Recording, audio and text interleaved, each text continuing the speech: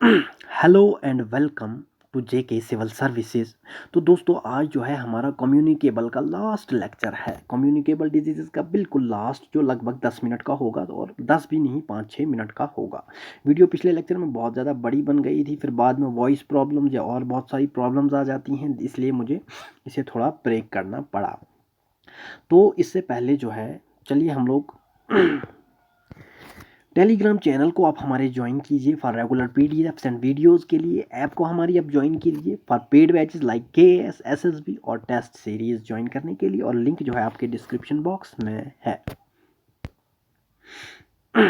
इससे पहले जो है हमने काफ़ी डिजीज़ पढ़ ली, डिजीज़ के बारे में जान लिया, उसके बाद टाइप्स ऑफ डिजीज़ के बारे में जान लिया, वायरल डिजीज़ कौन सी होती हैं, बैक्टीरियल कौन सी होती हैं, और अभी जो है हमारा जूनोटिक डिजीज़ चल रही हैं।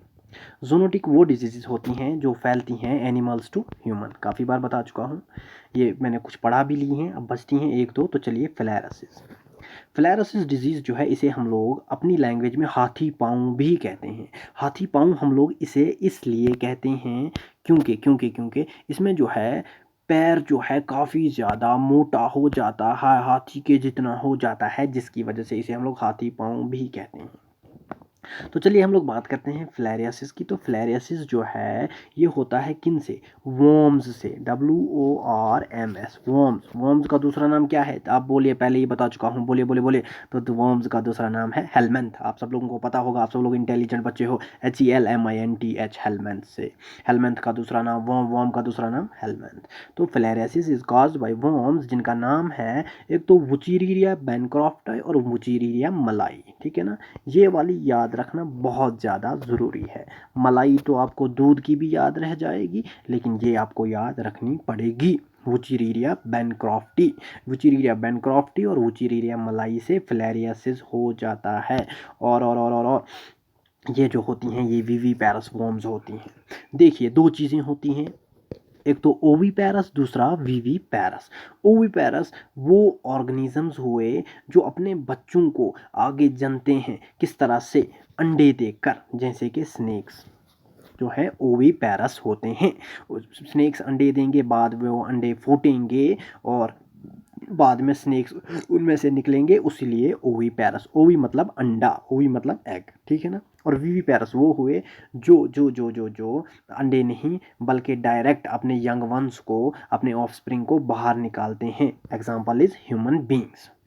तो ये जो है विविपेरस है, मतलब ये अंडे शंडे नहीं देते, ये जो है बाहर निकालते हैं अपनी वॉर्म्स को डायरेक्टली। होप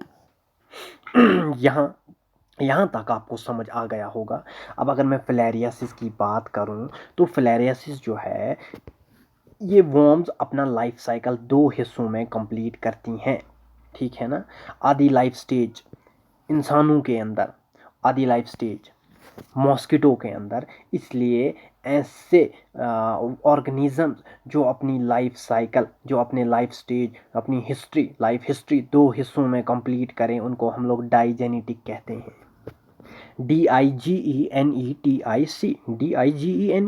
डाइजेनेटिक कहते हैं। तो पहली स्टेज जो है ये ह्यूमंस की है, यहाँ पर लिखा भी है ह्यूमंस। और ह्यूमंस में ये कहाँ रहते हैं? लिम्फ में, वेसल्स में रहते हैं, ये तो आपको पता ही होगा। और दूसरी स्टेज जिसका नाम है माइक्रोफिलरी, माइक्रोफिलरी जो है ये कंप्लीट करते हैं मॉस्किटो में, स्पेशली स्लाइवा में। सिम्टम्स की बात करूं तो सिम्टम्स जो हैं enormous swelling of body parts, पहले ही बता चुका हूँ, जिस भी बॉडी पार्ट में इन वॉर्म्स की इन्फेक्शन हो जाए तो वो बहुत ज़्यादा स्वेल करता है। टांग में हो जाए तो हाथी पाँव, एलिफेंटियासिस भी जिसे हम लोग कहते हैं, लेग्स में, ब्रीस्ट में अगर चले जाएं तो बहुत ज़्यादा स्वेलिंग इनमें करती है। ये एलिफेंटियासिस मैंने यही लिखा है, हाथी पाँव मतलब फिलेरियासिस जो है अगर पैर में, लेग में हो जाए, काफ़ी बड़ा काफ़ी मोटा पैर हो जाता है, और अगर जल्दी से ट्रीटमेंट ना किया जाए तो बाद में जो है उसमें से थोड़े बहुत वो फैट निकाल दिए जाते हैं, लेकिन टांग का सिमिलर, दोनों टांगों का सिमिलर साइज नहीं हो पाता। इसलिए अर्ली ट्रीटमेंट जो है बेस्ट रहता है। प्रोफिलैक्सिस यानी कि किस तरह से बचा जाए? DDT BHC। DDT BHC इसलिए क्योंकि ये मॉस्किटोज़ को किल करेंगे, इनका लाइफ साइकिल ही कंप्लीट नहीं हो गया तो ये ऑटोमेटिकली मर जाएंगे। DDT की फॉर्म डाइक्लोरो डाइइथाइल ट्राइक्लोरोईथेन, डाइफिनाइल ट्राइक्लोरोईथेन, और BHC बेंजीन हेक्साक्लोरिक एसिड। ठीक है दोस्तों, पहले ही मैं स्पेलिंग लिखा चुका हूँ। और ट्रीटमेंट जो है anti helminth drugs. Anti helminth, helminth होता है वर्म, एंटी होता है अपोजिट, तो एंटी हेलमेंथ ड्रग्स वर्म्स को मारने के लिए ड्रग्स, तो हेड्राजोन और कार्बामेजिन। तो ये दोनों आप लोग याद रखें ना रखें कोई बात नहीं, याद रखेंगे आप लोग। वुचिरिया बैनक्रॉफ्ट मलाई डाइजेनेटिक लाइफ साइकिल है, 2 हिस्सों में कंप्लीट करते हैं। फिलेरियल वर्म्स जो होती हैं विविपैरस होती हैं, और हाँ, अगर लेग में हो जाए एलिफेंटियासिस प्रोफिलैक्सिस, तो बस ये हो गया। तो चलिए इसी के साथ ये शायद हो गया है कंप्लीट। तो देखते हैं हम लोग नीचे। हाँ, एक और डिजीज़ है, ये बच जाती है, यानी एडिशनल है, तो चलिए थोड़ा बहुत पढ़ा लेते हैं। एक डिजीज़ होती है एड्स। एड्स की फुल फॉर्म है acquired immuno deficiency syndrome. ACQUIRED acquired immuno IMMUNO immuno deficiency DEFICIENCY deficiency, और सिंड्रोम आपको पता है। तो एड्स डिजीज़ जो है ये होती है एक वायरस से। कौन से वायरस से? HIV वायरस से। HIV वायरस जो है ना, ह्यूमन इम्यूनो डेफिशिएंसी वायरस इसकी फुल फॉर्म है। और ये जो है ये रेट्रो वायरस है, RETE और रेट्रो वायरस। इसमें जेनेटिक मटेरियल RNA होता है। रेट्रो वायरस मतलब ये वायरस बनते रहते हैं, इसलिए इसे ट्रीट करना बहुत ज़्यादा मुश्किल हो जाता है। ठीक है ना दोस्तों। तो इसे जो है सबसे पहले कहाँ पाया गया था? इसे सबसे पहले हटाई USA में।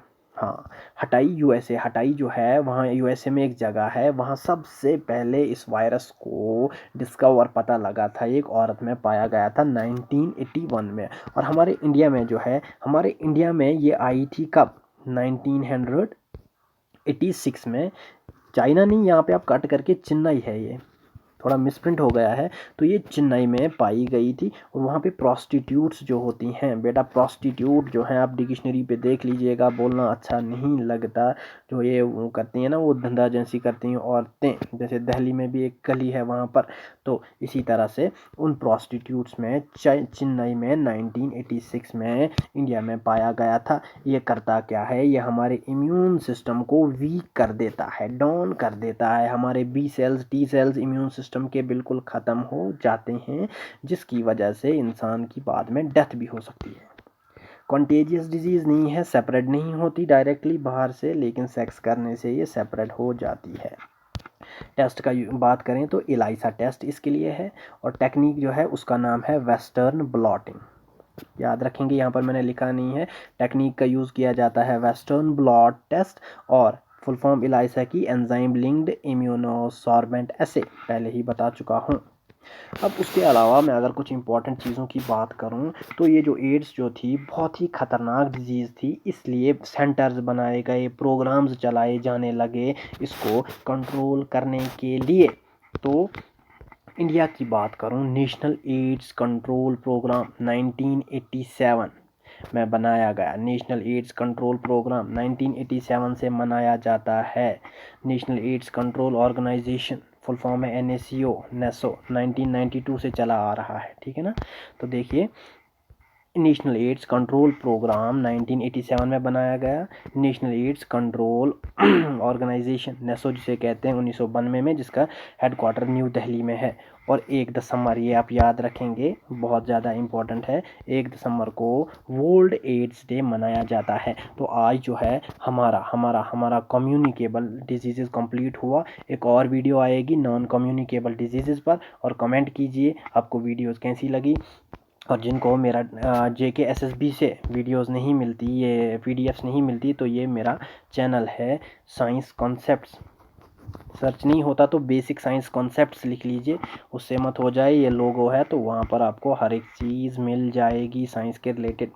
तो ठीक है दोस्तों, इसी के साथ okay, bye bye bye, okay, अल्लाह हाफिज़।